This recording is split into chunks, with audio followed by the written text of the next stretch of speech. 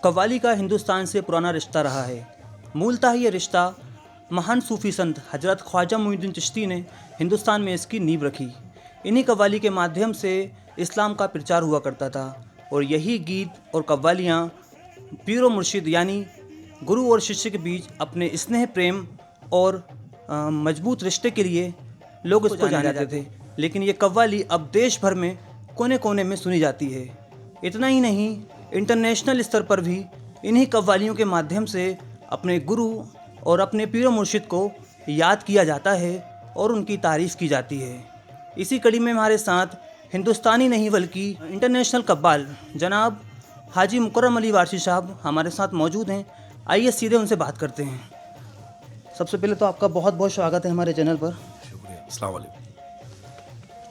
Sir, किस तरह आपने कव्वाली की शुरुआत की और कैसे आपको लगा कि मुझे कव्वाली गाना चाहिए, अल्लाह ने मुझे इस फन से नवाजा है? देखिए, सोचा तो कुछ भी नहीं था। एक छोटी सी यानी एक वारदात कह लें उसको, आपके स्कूल में एनुअल फंक्शन थे और उस ज़माने में बड़ी शैतानी और मस्ती हुआ करती थी स्कूल में। तो हमारे जो प्रिंसिपल थे उन्होंने हमसे ये कहा कि पार्टिसिपेट करना है एनुअल फंक्शन। हमने कहा हमें कुछ आता ही नहीं है, नहीं कि कुछ तो करना पड़ेगा। तो हमने कहा साहब कव्वाली कर लें। तो मैंने टालने के हिसाब से उनसे ये बात कही।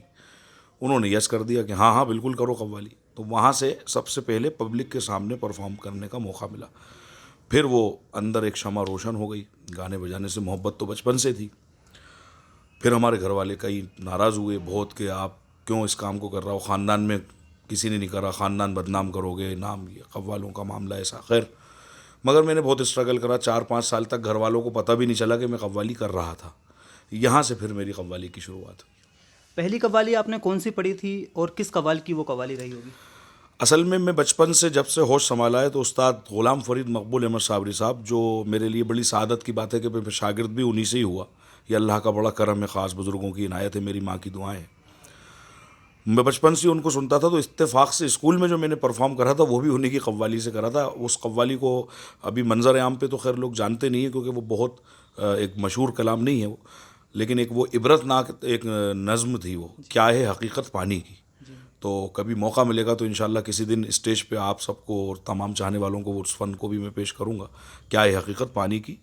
तो पब्लिक जो थी उन्होंने कहा वंस मोर, तो फिर हमने उन्हीं का एक दूसरा कलाम प्यार के मोड़ पर मिल गए होगा, ये 2 पढ़े थे हमने। कव्वाली में आपने शागिर्दी हासिल की है पाकिस्तान के बड़े मशहूर कव्वाल ग़ुलाम फ़रीद साहब से। किस तरह की घटना रही, कैसे आप उनसे जुड़े?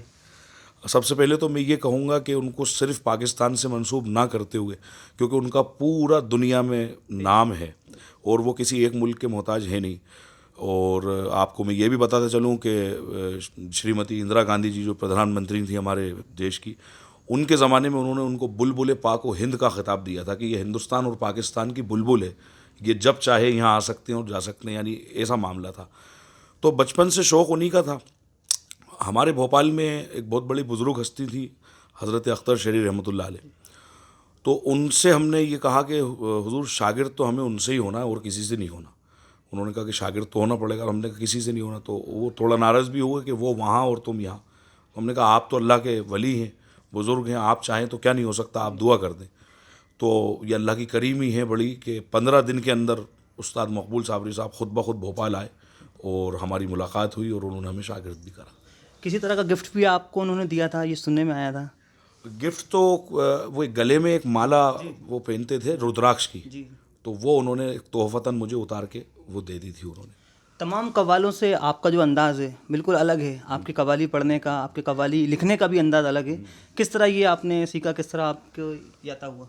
देखिए, सबसे बड़ा दखल कव्वाली में जो मेरा है ख़ास तौर से, मैंने आपको बताया हज़रत अख्तर शेरी साहब से मुझे ये मतलब फ़न कव्वाली में मेरा जो इजाफ़ा हुआ वो उनकी निस्बत से हुआ। उन्होंने मुझे कव्वाली के अंदाज़ बताए।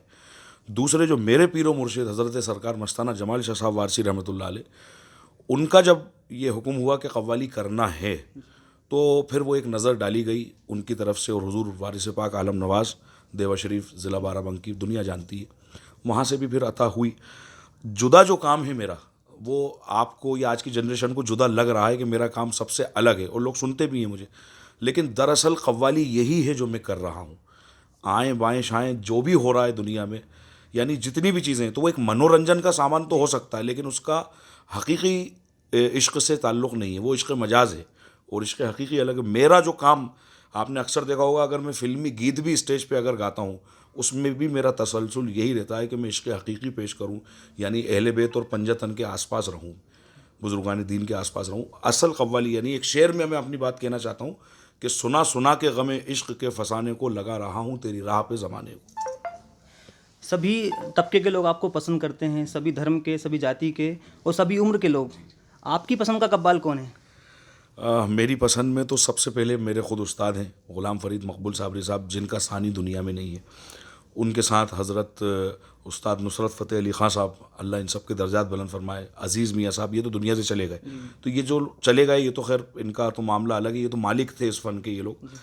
आज के हाल में अगर मुझे किसी को मैं पसंद करता हूँ तो लबे फ़हरिस्त पे मेरे पास जो नाम है वो गिनती के कुछ नाम हैं, जैसे जो मेरे मिजाज के, जो उसी शेर के उन्वान पे कि सुना सुना के गम इश्क के फसाने को, लगा रहा हूँ तेरी राह पे ज़माने को, तो उसमें लबे फ़हरिस्त पे कुछ 3-4 नाम हैं, जिसमें से एक मखसूस नाम है उस्ताद सलीम जनकार साहब ग्वालियर, शाहिद नियाज़ी साहब रामपुर, सरफराज साबरी साहब जलालाबाद, और बाकी फिर हमारे दिल्ली के भी बहुत फ़नकार हैं, चांद निज़ामी साहब हैं, सुल्तान नियाज़ी साहब हैं, इदरीस खुदबी हैं। ये सब ये असली कव्वाली करने वाले लोग हैं। तो भोपाल जैसे शहर से आप निकल कर, राजधानी भोपाल से आप कव्वाली का फ़न आपने सीखा, आप गा रहे हैं, किस तरह लगता है आपको, किस तरह देखते हैं आप इस चीज़ को?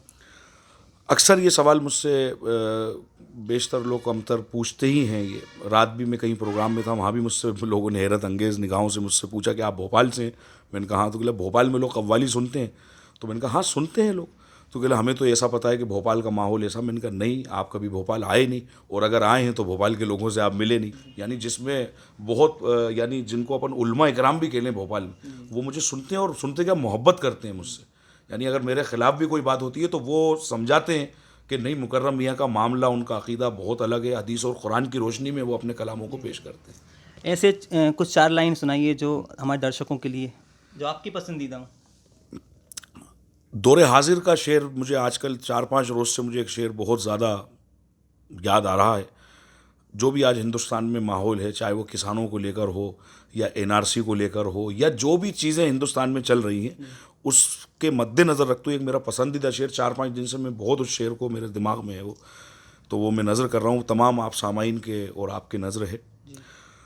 जल नहीं उठते ज़ख़ीरों को न जाने क्या हुआ, फिर वही चीखें अमीरों को न जाने क्या हुआ, खैर मक़दम हो रहा है हर नए सयाद का, अहले गुलशन के ज़मीरों को न जाने क्या हुआ। बहुत बहुत शुक्रिया मुकर्रम अली बारसी साहब, अहले गुलशन के ज़मीरों को न जाने क्या हुआ। जी, ये थे हमारे साथ हिंदुस्तानी नहीं बल्कि दुनिया भर में अपने प्रोग्राम और अपनी कला का जलवा बिखेर चुके जनाब हाजी मुकर्रम अली बारसी साहब।